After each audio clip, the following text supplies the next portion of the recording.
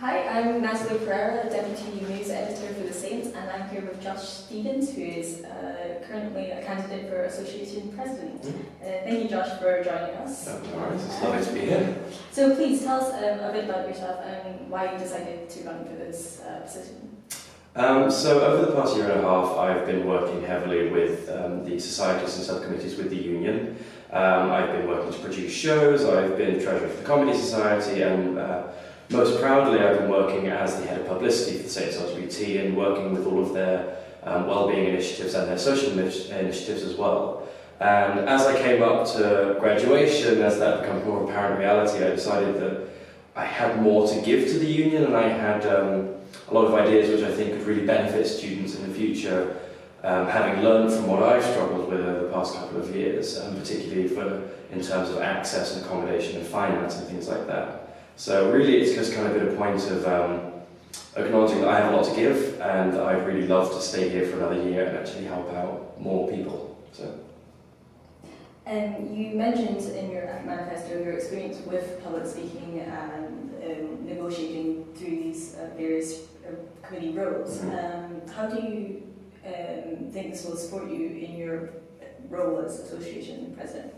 Well, the Association President is, amongst being a good negotiator for the students, they are first and foremost the public face of the union. They're in charge of all of the media roles and all the media engagement, and having a strong background with marketing and publicity is a real benefit, because not only can you react well to news that's coming in and requests for information and things like that, but also having a good public speaking and marketing background really helps you get your word out there. And if you can have the best ideas in the world, but it really takes a good knowledge of communications to actually get that knowledge out into the public domain and actually start to help people. Like with when it comes to financial support, there are structures that exist, but a lot of people don't know they exist. So it's a lot of trying to get that knowledge out there, which does require a good communicative background. On the topic about finance, you did mention in your manifesto that you're a lower income student. Mm-hmm. How this has encouraged you to run for this position. Mm-hmm. In the role of Association President, how specifically would you support lower income students? Well, I'd like to work with our officer, with the SSE officer for widening access and participation, and also with the university to try and encourage more people to apply for these low-income bursaries and these accommodation grants, and also work with the university to increase the amount of money that's available. Because I know personally from my experience that one of the biggest struggles of getting through uni is not just coming to St Andrews, which is a typically expensive place to live, but also getting through as prices go up, you have to work more with a lot of low-income students are forced into part-time work, which kind of limits your ability to take part in our wonderful societies and subcommittees. I know that over the past couple of years, people have told me that I'm mad getting involved with 3-4 committees as well as working and doing my degree. But I didn't want to let the fact that I was from a lower income background stop me from getting the most out of the union. So I would love to make the life of our lower and more middle income students a lot easier so that they can get the most out of the union and the university. And through this lecture, you're thinking about the accommodation costs. Mm-hmm.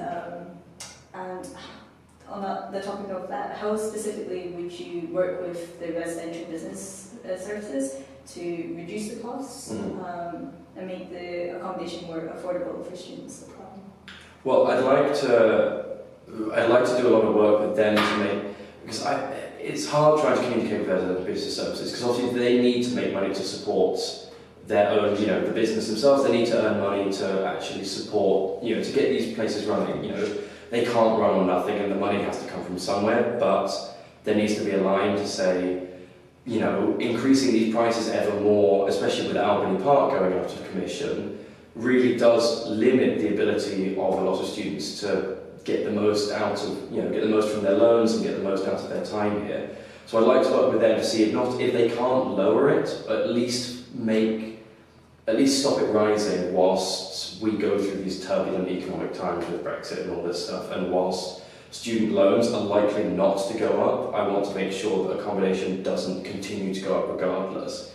And if they aren't too keen on, which I know that it's going to be a hard fight, but they're probably not going to be too keen on lowering their prices. So it's probably going to be more with working with the university to increase its awareness and funding for support instead of making the accommodation necessarily more cheaper. But at least stopping it being more expensive would be a very high priority for me.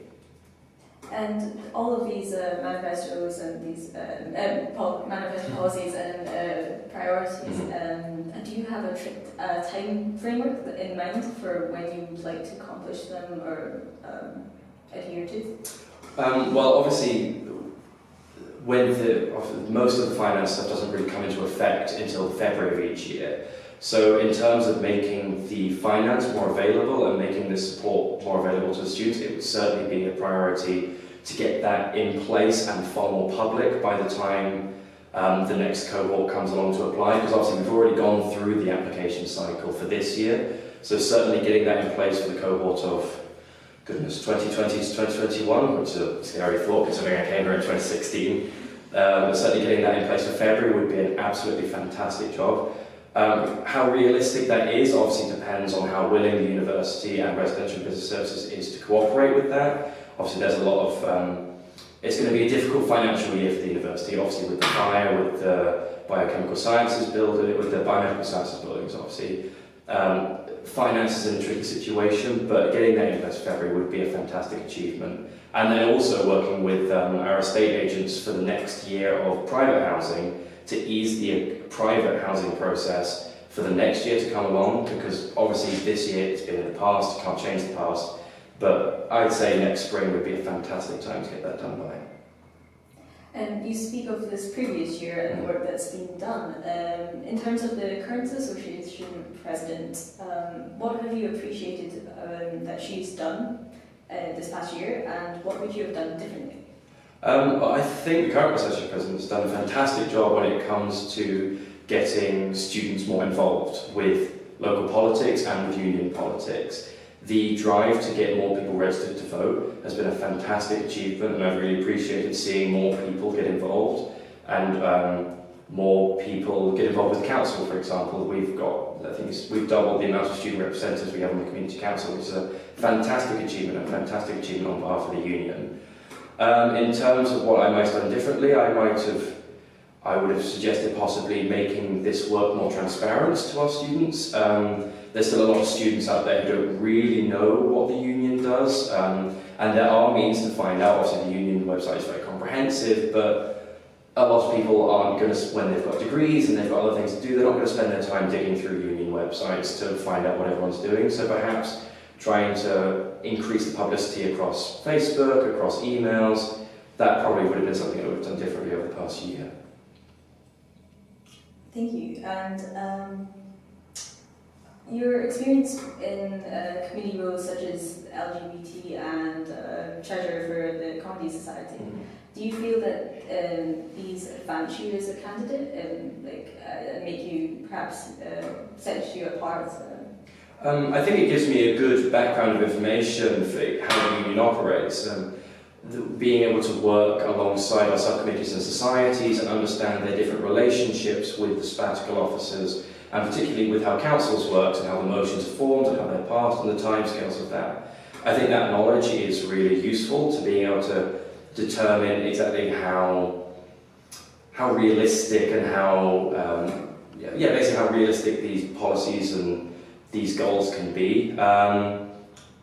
I think it's also given me a good administrative sort of position to see, just kind of see how the process is from students wanting something to happen, particularly with Centre LGBT, with our campaigns, to see what students want and how we can push that through official channels with negotiating with different officers. But yeah, a lot of publicity experience, and a lot of administrative experience, which I think is going to be really useful over the next year if I get elected as association president.